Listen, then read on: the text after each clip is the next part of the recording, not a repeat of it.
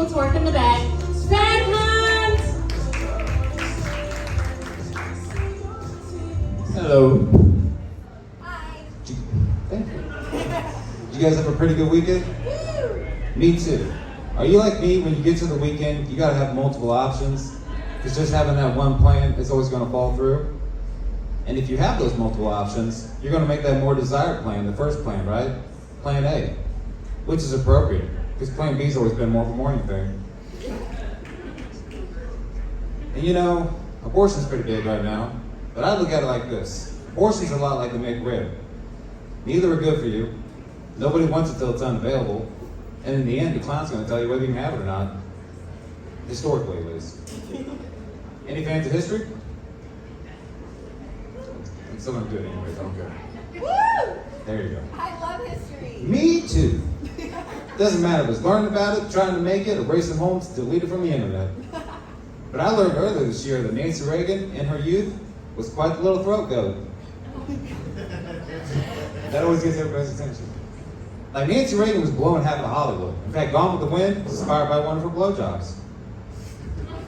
What I'm trying to tell you, folks, is Nancy Reagan knew her way around the cock like Jenny knew her way around the block.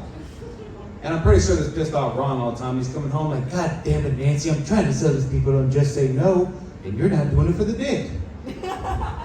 But maybe, like, every relationship has its ups and downs. Like, maybe they co-opted that shit, turned it into a negotiating tactic. How do we know the Berlin Wall didn't go down? Because behind the scenes, it was like, Mr. Gorbachev, tear down those drawers.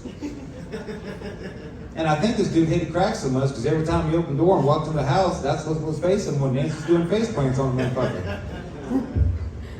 But you know, I forgot, in '68, he ran for president the first time and lost to Richard Nixon. And Richard Nixon would go on to be the president, and then he'd get out of office because of the Watergate scandal. But it got me thinking, were the Reagans so pissed off by that loss in '68, did they leak that story to the Washington Post?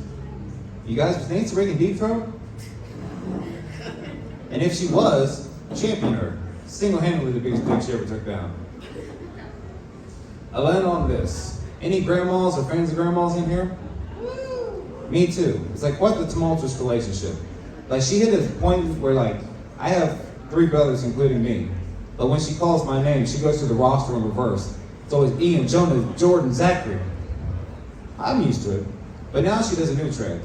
She'll call the dog my name before she'll ever get to, like, his name. Again, cool. Unless I'm inviting somebody over and they get there a little bit early and all they hear is, God damn it, Zachary, did you shit on the floor again? Or maybe I'm going on a date, you know, and they come over a little early as well and all they hear is Zachary get in the trash? Or we're just hanging out in the backyard and they hear, God damn it, Zachary, are you biting the mailman?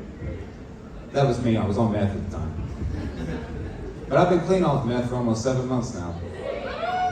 Thank you. And it's a huge irony, because when I was on the shit, all I ever did was clean. And I'll do one more little fan favor.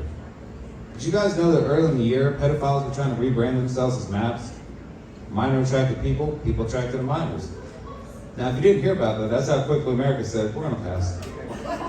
But you know, I'm okay with the name brand change. Because now when you go down and hunt a pedophile, you're going on a fucking map quest. Alright, thank you. Okay, give it up for Jenna. I'm reliving my track days. Okay. A scar. You said a scar?